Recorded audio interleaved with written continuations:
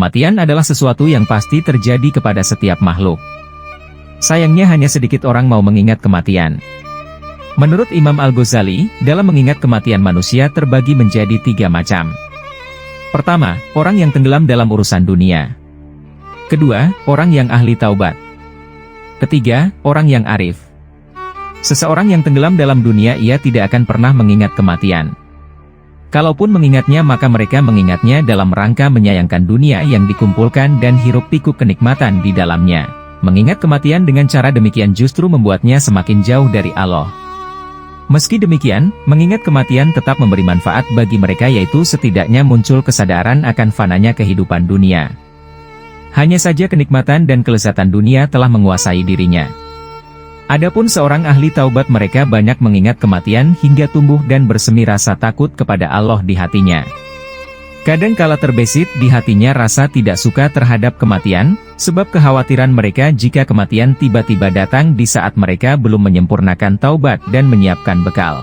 Sebagaimana yang diriwayatkan dari Hudzaifah menjelang ajalnya dalam kitab Ihya Ulumuddin.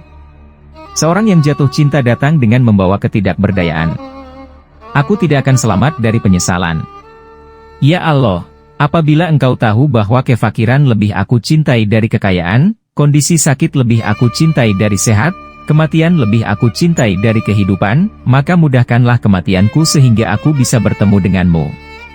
Berkaitan dengan kematian, ada sejumlah tanda yang terlihat ketika manusia akan menghadapi ajal seperti diterangkan oleh Imam Al-Ghazali.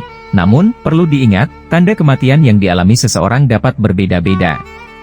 Mengutip tulisan bertajuk Kematian dalam Al-Quran Perspektif Ibnu Katsir oleh Abdul Basit, berikut pembahasannya.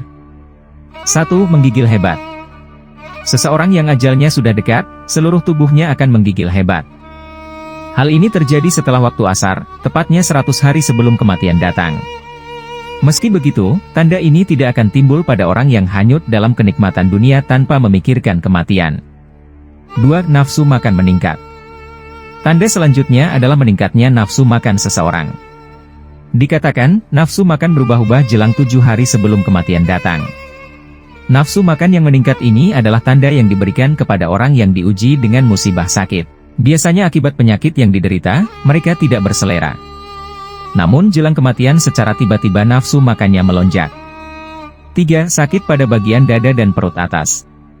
Sakit pada bagian dada dan perut atas juga termasuk salah satu tanda kematian akan datang.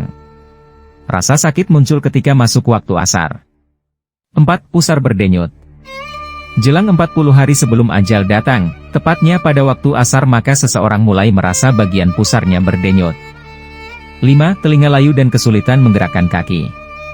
Saat seseorang akan meninggal dunia, maka telinga mereka akan layu dan ujungnya semakin masuk ke dalam. Selain itu, telapak kaki perlahan jatuh ke depan karena kaku dan kaki berujung sulit digerakkan. 6. Ubun-ubun berdenyut. Tanda ajal seseorang sudah dekat adalah ubun-ubun yang berdenyut sehari sebelum kematian.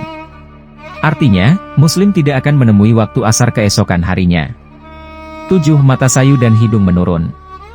Mata seseorang akan menjadi sayu dan tidak bersinar lagi ketika ajal akan menjemputnya. Selain itu, hidung semakin menurun dan masuk ke dalam, biasanya tanda ini terlihat dari bagian samping. 8. Dahi berdenyut. Selain terjadi di ubun-ubun dan pusar, dahi orang yang akan meninggal dunia juga akan terasa berdenyut kencang. Tanda ini terjadi jelang 3 hari sebelum kematian.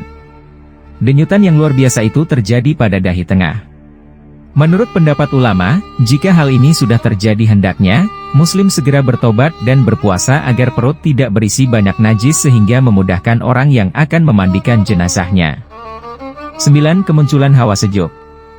Tanda terakhir yang dirasakan pada Muslim yang akan meninggal dunia adalah kemunculan hawa sejuk. Ini terjadi pada bagian pusar, turun ke pinggang dan naik ke pangkal leher.